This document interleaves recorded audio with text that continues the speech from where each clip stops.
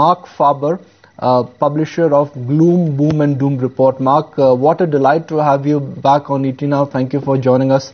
Marc, what is your call on emerging markets in general and Indian markets in particular in the light of the Cyprus bailout? Well, basically, I think emerging markets have to be looked at in a segregated way. Some have performed very well this year and last year, like the Philippines, Indonesia, Thailand, and also India performed well last year. And others have performed miserably, like China and Vietnam. And so we have to look at each emerging market separately. I don't think that Cyprus has a large impact on emerging markets, but we have to see markets in general are overbought. And any news, no matter how irrelevant it is, will have an impact and lead to a correction or even a sharp decline.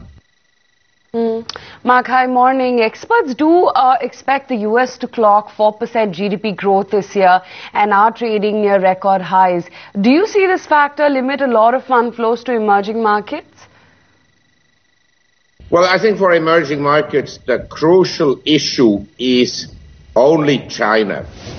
If the Chinese economy slows down meaningfully, or even goes into recession, which is a possibility, then obviously all resource producers of the world will be badly affected, because China is a big buyer of resources, of commodities, and if the economy slows down, obviously the demand would decline and commodity prices would come down and bring about a more hostile environment for the resource producers. I don't pay so much attention to the US or the European economies with respect to emerging markets. The key is really China. Marc, so what is the bigger risk to the risk-on rally? Will it be China or a credit bubble in Japan or a real estate bubble in Asian markets?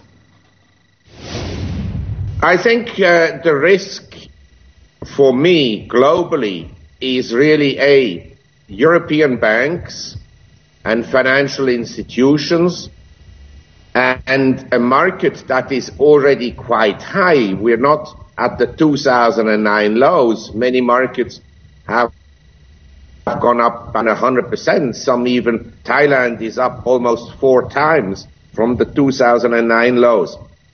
So we have very extended markets.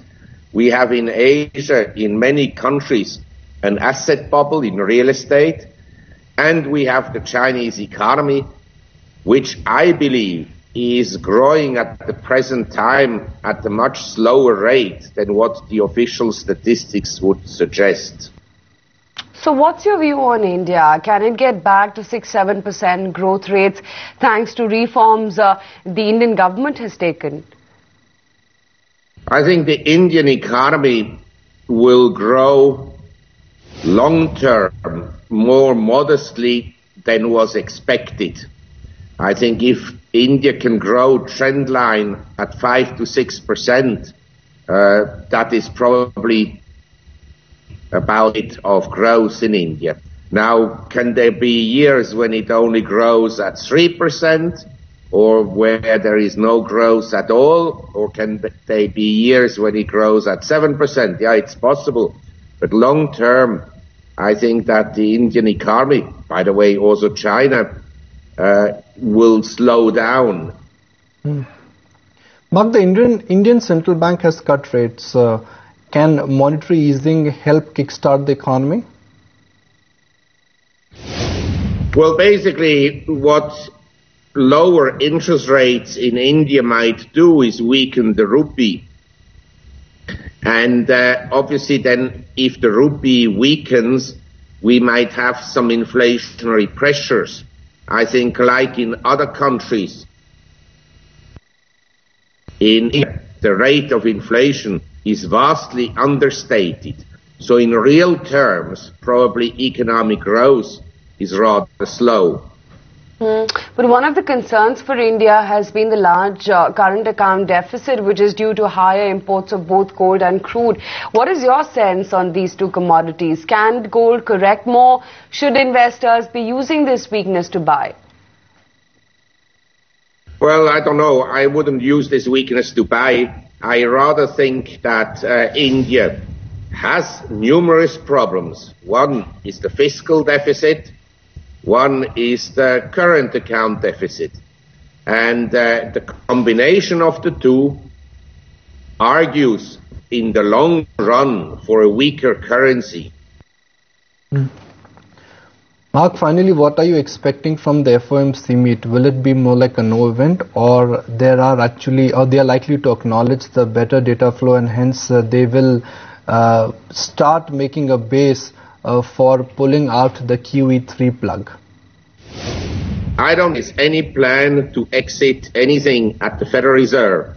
I rather think that they might plan to extend QE3 for further time, because one of the goals was to essentially reduce the asset purchases when unemployment drops to 6.5%. I think that may be far away. All right, Mark, really appreciate your time and thank you for joining us.